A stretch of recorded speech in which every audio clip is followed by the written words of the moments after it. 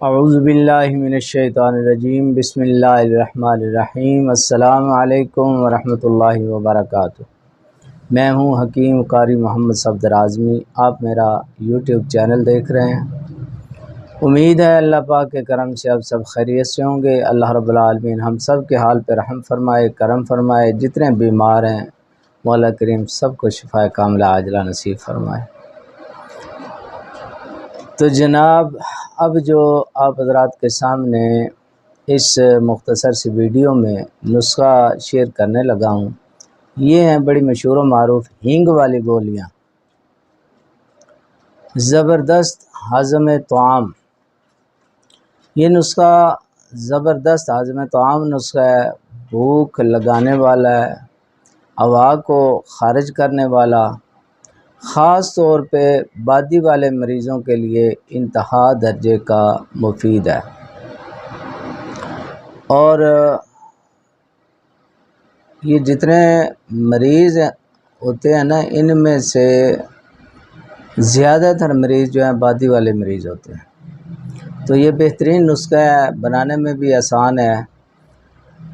اس میں جو اجزاء ڈالیں گے ان کو نوٹ فرما لیں، اور طریقہ جو ہے تیاری کا وہ آپ حضرات کے سامنے میں بیان کر دیتا ہوں۔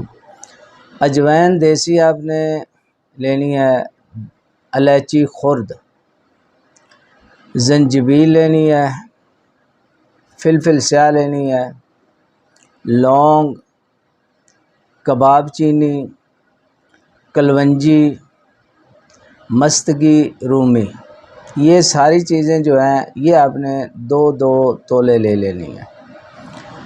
اچھا، اس کے بعد جو ہے نمک سیاہ اور نمک سانبر 4 تولے یہ لے لیں۔ اوپر والی پہلی دوائیاں جو ہیں وہ آپ نے 2 تولے لینی ہیں، اور یہ جو بعد میں بتائی ہیں یہ آپ نے 4 تولے لے لی ہیں۔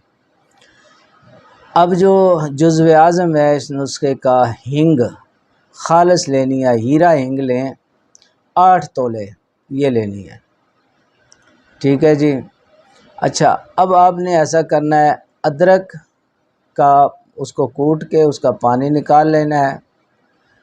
اچھا، لیمو جو ہے اس کو نچوڑ کے اس کا پانی نکال لینا ہے، اور کوار گندل کا لعاب نکال لینا ہے۔ یہ تینوں چیزیں جو ہیں یہ 15 تولے آپ نے لے لیں۔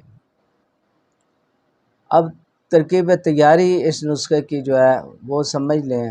سب سے پہلے آپ نے جو ہے نا مستگی رومی، اس کو الگ ہلکے ہاتھوں سے بالکل آہستہ آہستہ نا اس کو باریک کر لینا ہے۔